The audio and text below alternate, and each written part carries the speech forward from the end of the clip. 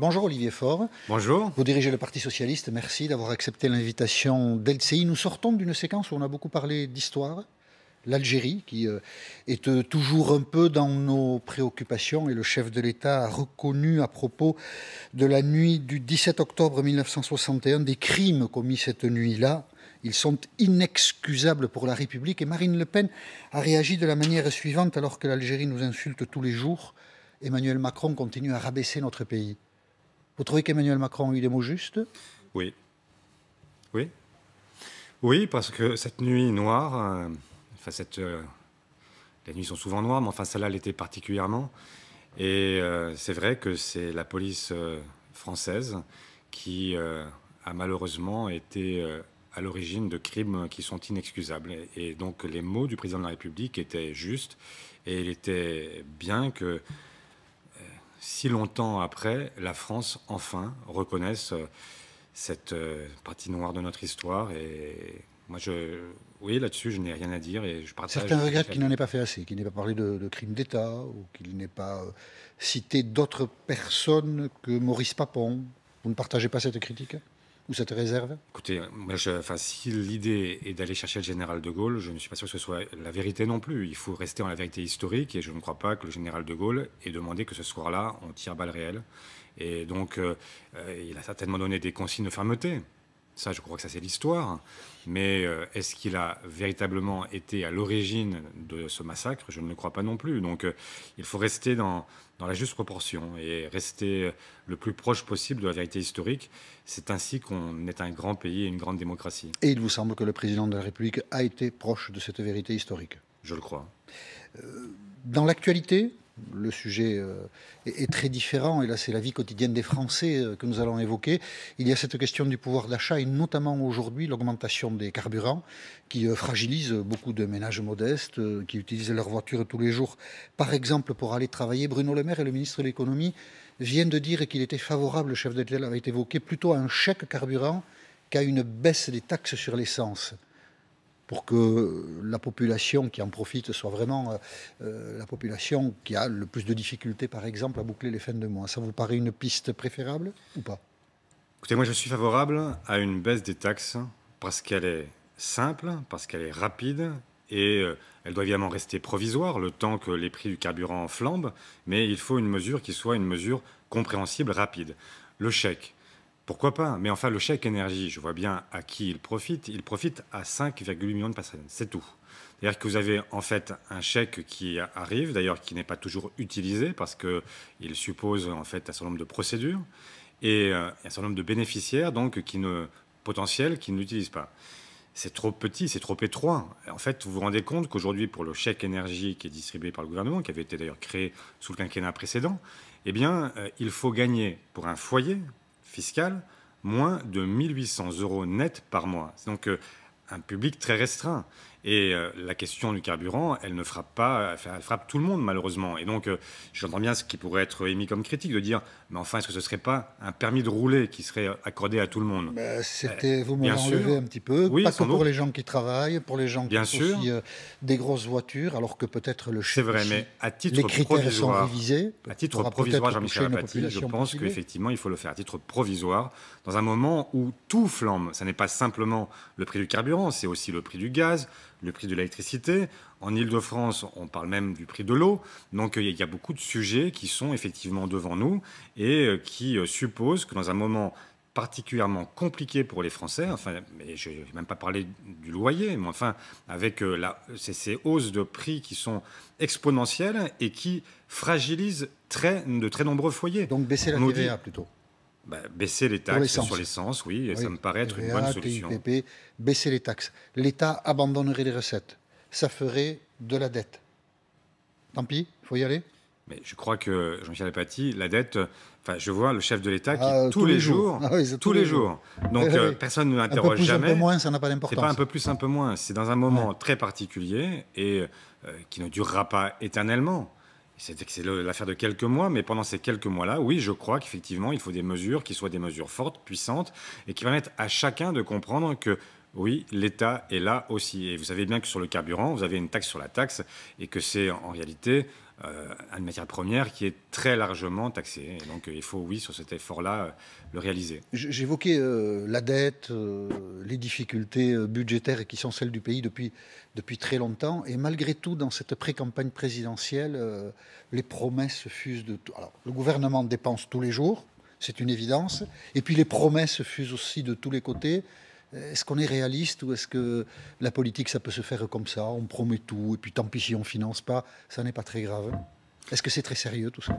Non, ça ne serait pas très sérieux de dire tout et n'importe quoi, et c'est la raison pour laquelle, pour ce qui nous concerne, je parle de la campagne d'Anne Hidalgo, eh bien, il y aura un projet qui sera entièrement chiffré, et faites confiance à la rigueur, notamment de quelqu'un comme Valérie Rabault, qui est une experte budgétaire et qui sera chargée de ces calculs, de cette enveloppe, hein, eh bien, de faire quelque chose qui soit carré, vraiment carré. Et donc, c'est vrai oui. On peut vraiment lui faire confiance parce qu'on s'est beaucoup moqué d'Anne Hidalgo qui a dit bah, on va doubler le salaire des enseignants. Et allez hop, combien ça va coûter? On n'a pas bien compris.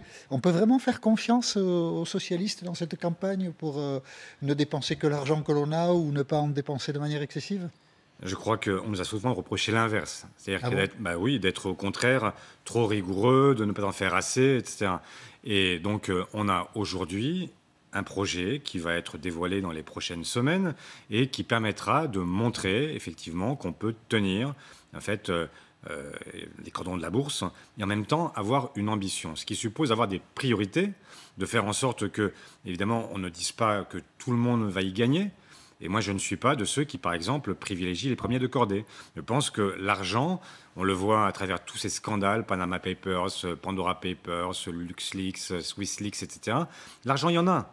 Simplement, oui, aujourd'hui, il est assez mal employé. Je ne suis pas sûr que les sommes soient tout à fait équivalentes. On parle de combien de milliards d'évasion fiscale chaque année 80 milliards. Oui, non, mais attendez, Jean-Michel Apathy. 80 milliards sur plusieurs milliers de milliards qui circulent. Enfin, ce que je veux dire. Dans là, le projet, on parle de quoi? On parle de quelques centaines de millions à chaque fois. Et là, on nous dit. Doubler le salaire des enseignants, ça fait combien? Les calculs qui ont été faits, la mesure qui est proposée par Anne Hidalgo, c'est une mesure qui est centrée sur les entrants. Donc, ça n'est pas non plus une mesure extraordinaire. Simplement, et j'ai bien vu les comptes de Jean-Michel Blanquer, etc., qui lui-même avait annoncé il y a quelques mois qu'il fallait arriver à rattraper les premiers pays de l'OCDE en matière de salaire des enseignants. Ça veut dire quoi? Les premiers pays de l'OCDE, ils sont au double de ce que nous sommes en France. Donc, la réalité, c'est que lui-même avait annoncé qu'il fallait doubler le salaire des enseignants. Maintenant, voilà, il réprouve, c'est de bonne guerre, c'est la campagne électorale, dira-t-on. Moi, ce que je dis, c'est qu'il n'est pas possible plus longtemps de considérer les enseignants, qui sont quand même ceux à qui on confie ce que nous avons de plus cher, de dire que ce métier-là ne doit pas être attractif, qu'il ne doit pas être chercher à attirer les meilleurs et faire en sorte que nous ayons une formation qui soit à la hauteur de notre avenir. Parce que la réalité, c'est que l'enseignement, eh bien, c'est aussi la meilleure façon de rester dans la compétition mondiale. Qu'est-ce que nous voulons? Et quel est le coût social, en réalité, le coût économique de l'ignorance? Ça veut dire quoi quand vous avez des gens qui décrochent, quand vous avez des gens qui ne vont pas au bout de leur capacité, de leur intelligence, qui ne seront pas demain ingénieurs, qui ne seront pas demain créateurs, qui ne seront pas demain ceux qui porteront notre pays vers le meilleur. Donc oui, cette mesure crois que ça figurera dans votre programme. Ça veut dire que cette mesure... Parce que certains avaient pensé qu'Anne Hidalgo l'avait annoncé de manière un peu précipitée, sans beaucoup réfléchir. Elle ne l'a pas annoncé en réalité, c'était dans son livre. Vous soutenez Anne Hidalgo Moi, je soutiens l'ambition éducative, Jean-Michel Apathy. Cette annonce. Je soutiens l'ambition éducative. Après, il faut maintenant négocier avec les enseignants. Il faut voir ce qui doit être la part de la formation, la part réservée à l'embauche et puis la part réservée au salaire.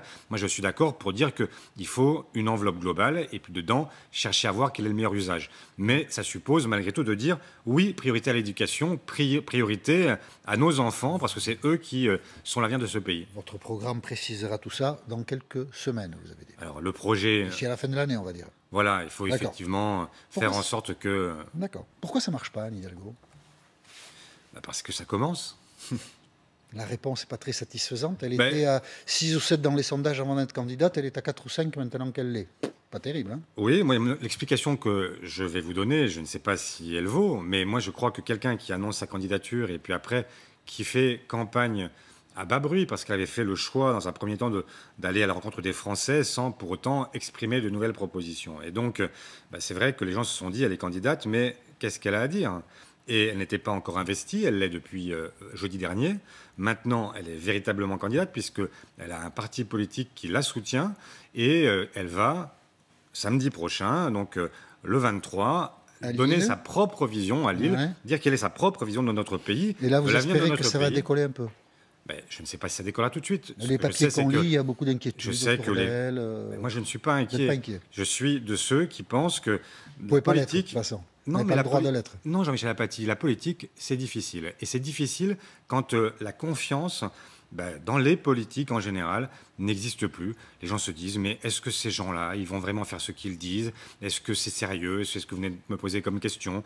Et donc, il y a forcément, il n'y a pas l'engouement naturel, il est compliqué, sauf à être dans la démagogie absolue ou à flatter les instincts les plus bas des uns et des autres. J'ai noté ceci dans le journal L'Opinion, qui vous est attribué, Olivier Faure. On va voir ça sur l'écran. Comment attribué? Oui, qui est la candidate du PS? Olivier Faure a été surpris d'avoir été à plusieurs fois interpellé dans la rue sur ce thème, comme lorsqu'il demande à ceux qu'il croise ce qu'ils savent d'Anne Hidalgo, rien s'entend-il dire?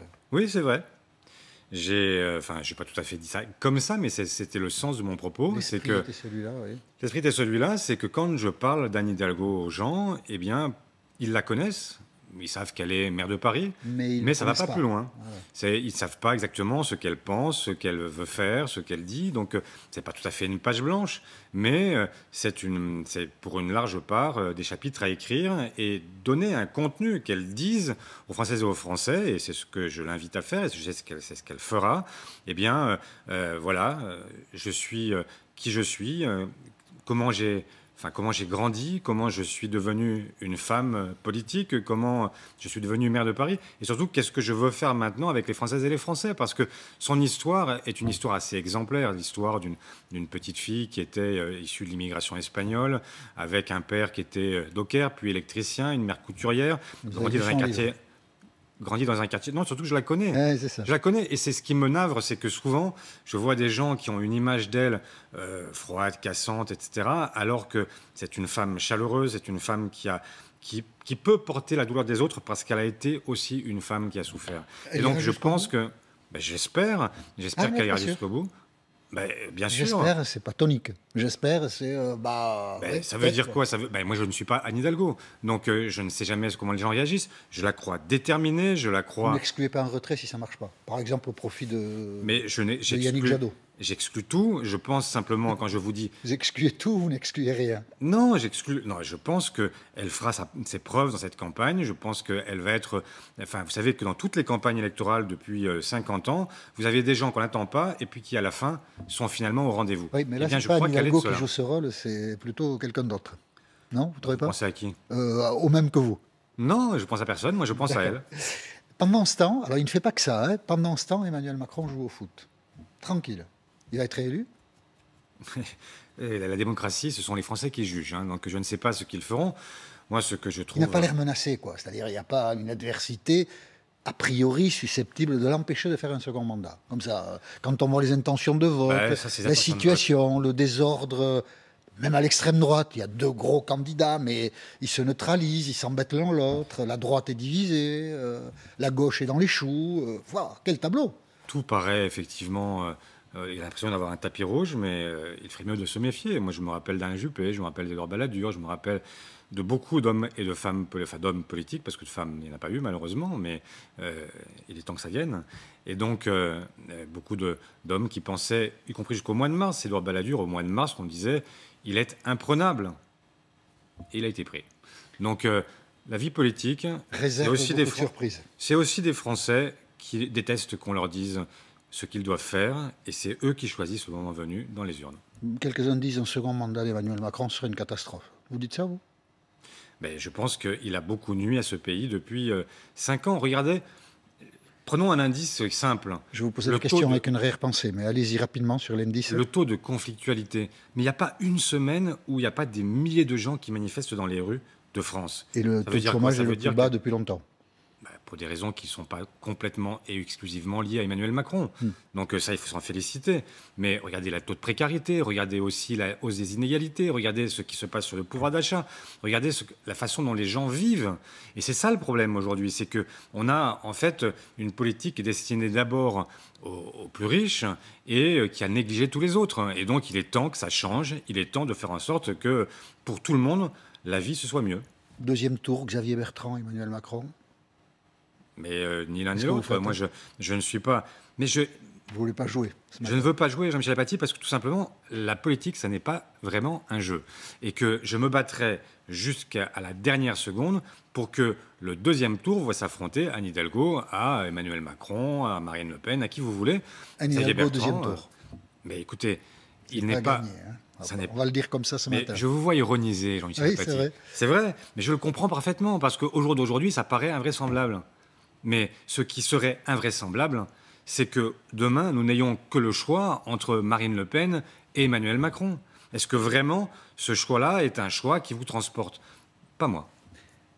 Anne Hidalgo, ce matin, va féliciter ceux qui s'engagent dans la police municipale à Paris, qui aura cette particularité, ceux qui, à partir de demain, seront dans la rue et donc membres de la police municipale de Paris, auront un gilet pare-balles, mais ils n'auront pas d'armes. C'est pas une contradiction qui vous étonne? Mais je sais pas, vous voyagez un peu, non? Pas trop. Pas trop. Maintenant, on ne peut plus, hein. Enfin, on peut moins. Mais vous savez très bien que... J'ai répondu avec prudence, parce que vous voulez me dire que dans d'autres villes... Mais dans d'autres villes, dans d'autres pays, les polices municipales, elles ne sont pas armées. Et elles font face, elles aussi, à la violence, au terrorisme, etc. Et qu'il y a besoin aussi de créer des liens de confiance, que tous n'ont pas le même rôle. La police municipale n'est pas la police nationale. Et donc, il faut que chacun comprenne à qui il a affaire. Et je me félicite du fait que Paris, qui n'avait pas de police municipale. Pourquoi? Pourquoi? Parce que la volonté... Parce qu'Anne Hidalgo n'en voulait pas. Parce que la politique jusqu'ici... Parce qu'elle n'en voulait pas, elle disait non, non, non, non, et puis un jour, elle a dit oui. Oui, parce que la police nationale ne fait pas son travail, et donc il fallait justement, en partie, se substituer à ce qui n'est pas fait par ailleurs, parce que les moyens ne sont pas suffisants accordés par l'État, et donc elle a pris sa responsabilité, et elle a mis en place cette police municipale. Elle a raison. Et bientôt, on dira il faut armer la police municipale, à Paris comme ailleurs, parce que quand on porte un gilet pare-balles, ça veut dire qu'on peut recevoir des balles. Et donc, si on peut recevoir des balles, autant avoir les moyens de se défendre. Il y a plein de communes en France, vous avez une police municipale qui n'est pas armée. Et moi, je ne voudrais pas, d'un seul coup, que parce qu'il y a des collectivités locales qui font l'effort d'avoir des polices municipales, l'État se désengage. Il n'est pas normal d'avoir aujourd'hui une police nationale qui est aussi peu équipée, aussi peu nombreuse. Et ça fait bien trop longtemps que nous le savons et que rien n'est fait. Ça a été beaucoup fait sous le quinquennat précédent. Et là, il faut louer François Hollande, Bernard Cazeneuve d'avoir fait l'effort de remettre en place des effectifs, mais ça ne suffit pas. Et donc, si vous voulez avoir une police, une justice qui fonctionne, il faut des moyens. D'accord. Toute dernière question, on va la traiter assez rapidement. Jean-Luc Mélenchon hier a dit un non radical au nucléaire, y compris aux petites centrales qui pourraient être utiles dans cette période où la consommation d'électricité risque de croître dans des proportions importantes. Vous êtes hostile, vous aussi, au nucléaire? Non. Non, je ne suis pas hostile, ne serait-ce que c'est une énergie de transition. Et comment vous voulez faire? On sait très bien que dans les 20 prochaines années, on va avoir une augmentation, ne serait-ce qu'à cause des usages. On veut moins de carbone. Donc il va y avoir des véhicules électriques. Si vous avez des véhicules électriques, il faut l'électricité. Comment voulez-vous la produire uniquement à base d'éoliennes et de photovoltaïques alors que nous sommes très en retard sur ces sujets-là et que l'éolien est très contesté aujourd'hui?